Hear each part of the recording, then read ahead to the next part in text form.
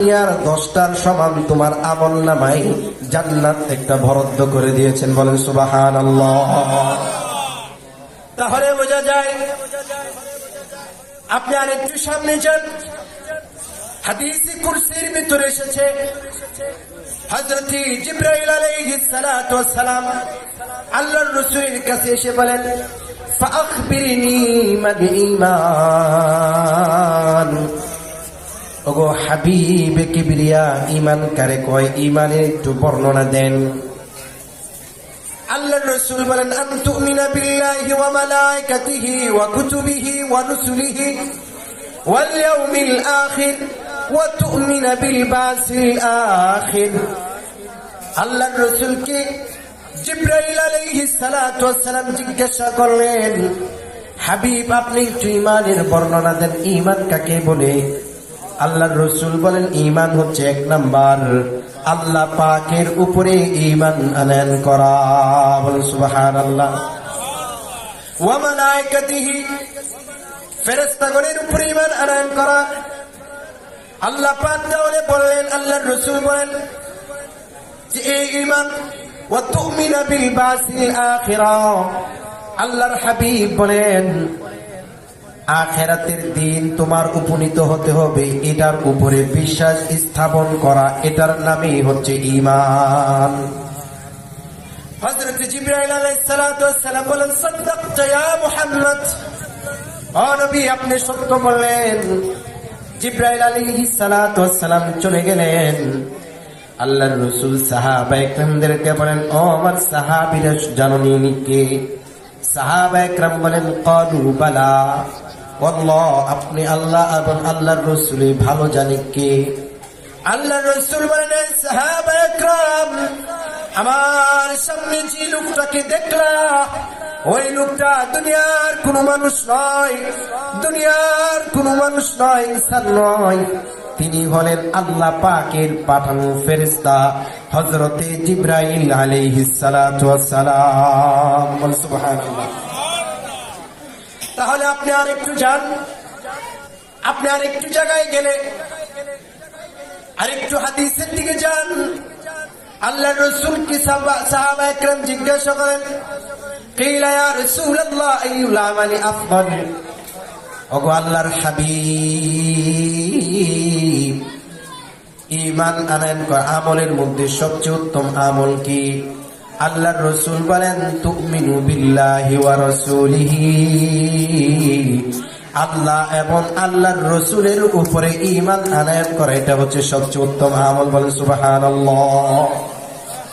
আপনি আর একটু সামনে যান, আল্লাহর রাসূল সাহাবায়ে কেরামদেরকে এভাবে নিয়ে বসে আছে, সাহাবায়ে কেরাম এভাবে আল্লাহর রাসূলের সামনে বসে আছে। কানা ইয়াওমান বারিসান লিন-নাস রাজুলুন আতাহু ইয়ামশি ফাকালা ইয়া রাসূলুল্লাহ মাল ঈমান। সাহাবায়ে কেরামদেরকে এভাবে নিয়ে আল্লাহর রাসূল বসে আছেন, একজন লোক দৌড়ে আসছে। হযরত আবু হুরায়রা রাদিয়াল্লাহু তাআলা আনহু বলেন, আল্লাহর রাসূলের সামনে একজন লোক এসে বলেন, ইয়া রাসূলুল্লাহ, ইয়া হাবিবাল্লাহ, ঈমান কারে কয়? একটু ঈমানের বর্ণনা দেন। আল্লাহর রাসূল বলেন, আন তুমিনা বিল্লাহি ওয়া মালাইকাতিহি ওয়া কুতুবিহি ওয়া রুসুলিহি ওয়াল ইয়াউমিল আখির ওয়া তুমিনা বিল বাসিল আখিরাহ। আল্লাহর রাসূল বলেন, ও আমার সাহাবীরা, তোমরা আল্লাহ পাকের উপর ঈমান আনয়ন করো, আল্লাহ পাকের উপর ঈমান আনয়ন করো। তাহলে এই হাদিস থেকেও বুঝতে পারলাম আল্লাহর হাবিব সাহাবায়ে কেরামদেরকে বললেন, ঈমান হচ্ছে 1 নাম্বার আল্লাহ পাকের উপরে ঈমান আনয়ন করা। বলেন সুবহানাল্লাহ। এরপর অনেক হাদিস আছে এমন, আল্লাহ রাসূল সাল্লাল্লাহু আলাইহি ওয়াসাল্লাম বলেন, আল ঈমানু বিদ'un ওয়া সিত্তুনা শু'বা فأفضلها قول لا إله إلا الله وإقام الصلاة وإيتاء الزكاة والحج وصوم رمضان. الله الرسول الإيمان بضع وستون شعبة فأفضلها قول لا إله إلا الله. الله الرسول বলেন ইমানের 60টির চেয়েও বেশি শাখা রয়েছে। এর মধ্যে উত্তম শাখা হলো 1 নাম্বার আল্লাহ পাকের উপরে ঈমান আনয়ন করা। বলেন সুবহানাল্লাহ। 2 নাম্বার আল্লাহ রাসূল ওয়াল ইসলামের ভিত্তি হলো 5টি। কয়টি? আল্লাহ রাসূল ওয়াল ইসলামের ভিত্তি হলো 5টি। দলিল কি আল্লাহ রাসূল বলেন বুনিয়াল ইসলাম আলা 5 শাহাদাতু আল্লা ইলাহা ইল্লাল্লাহ ওয়া ইকামিস সালাহ ওয়া ইতাইজ যাকাত ওয়াল হজ্জ ওয়া সাওম রমাদান। আল্লাহর রাসূল বলেন ইসলামের ভিত্তি হচ্ছে 5টি। এর মধ্যে 1 নাম্বার ভিত্তি হলো আল্লাহ পাকের উপরে ঈমান আনয়ন করা। সুবহানাল্লাহ। আমি শুধু আপনাদেরকে হেডলাইন গুলো শুনিয়ে যাচ্ছি, যেহেতু আমার ঈমান সম্পর্কে আলোচনা। এই জন্য আল্লাহর রাসূল বলেন যে 1 নাম্বার 5টা ভিত্তির মধ্যে 1 নাম্বার ভিত্তি হলো আল্লাহ পাকের উপরে ঈমান আনয়ন করা। বলেন সুবহানাল্লাহ। তাহলে মুসলমান ভাই আমার বুঝতে পারলেন ঈমান আনতে হবে আল্লাহ পাকের উপর। আর এই ঈমান আনার কারণে ঈমান আনে যে আল্লাহর রাসূল বলেন, আল্লাহ কোরআনুল কারীমের ভিতরে বলেন ওয়াল্লাহ ইন্নাল ইনসানা লাফি খুসর। আল্লাহ পাক বলেন সময়ের কসম খাইলেন আল্লাহ পাক সময়ের কসম খাইলেন।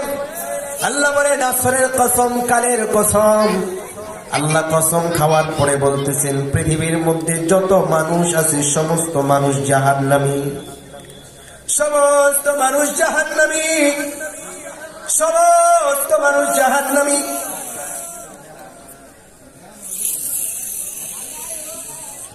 আল্লাহর রাসূল বলেন সমস্ত মানুষ জাহান্নামী। আল্লাহ তাআলা বলেন সমস্ত মানুষ জাহান্নামী। তবে প্রশ্ন হতে পারে নামাজিরাও কি জাহান্নামী, ঈমানদাররাও কি জাহান্নামী? আল্লাহ পাক সূরা আসরের মধ্যে কসম খাওয়ার পরে আল্লাহ বলেন ইল্লাল্লাযীনা আমানু ওয়া আমিলুস সালিহাত। বলেন আল্লাহু আকবার। আল্লাহ পাক আয়াতের মধ্যে বলেন তবে যারা ঈমান আনে, আল্লাহ পাকের উপরে ঈমান আনয়ন করে, ওই ব্যক্তি জাহান্নামী নয়। আর আল্লাহ পাকের উপরে ঈমান আনয়ন করে না, আল্লাহ পাকের উপরে ঈমান আনয়ন করে না, তারা হলো জাহান্নামী। এই আয়াতের শানে নজুল টানতে গেলে অনেক সময়ের প্রয়োজন। কারণ মক্কার লোকেরা এই আয়াত আল্লাহ পাক হযরতে আবু বকরকে সান্ত্বনা দেওয়ার জন্য নাযিল করলেন। হযরতে আবু বকর রাদিয়াল্লাহু তাআলা আনহুকে সান্ত্বনা দেওয়ার জন্য নাযিল করলেন।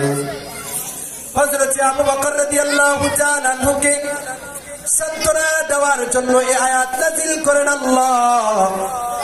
আল্লাহ তাআলা বলেন সাহাবায়ে কেরাম যখন মদিনার মধ্যে নির্যাতিত, সাহাবায়ে কেরামদের উপর যখন ঈমান আনয়ন করার কারণে জুলুমের অত্যাচার স্টিমরোলার চাপায়া দিছে, রাসূল সাল্লাল্লাহু আলাইহি ওয়াসাল্লাম দাওয়াত দিতে পারে না, ঈমানের দাওয়াত দিতে পারতেছে না, এমন একটা পরিস্থিতি হালাত হয়ে গেছে।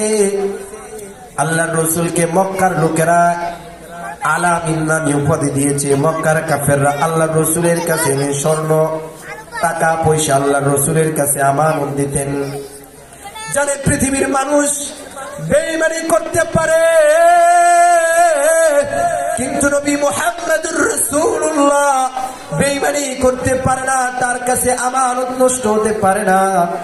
মক্কার কাফেররা আল্লাহর রাসূলকে এত পরিমাণ বিশ্বাস করতেন, যখনই আল্লাহর রাসূল দাওয়াত দিলেন ঈমানের দাওয়াত, তখন আল্লাহর রাসূলকে আবু লাহাব বলেন তাব্বাল্লাকা ইয়া মুহাম্মদ।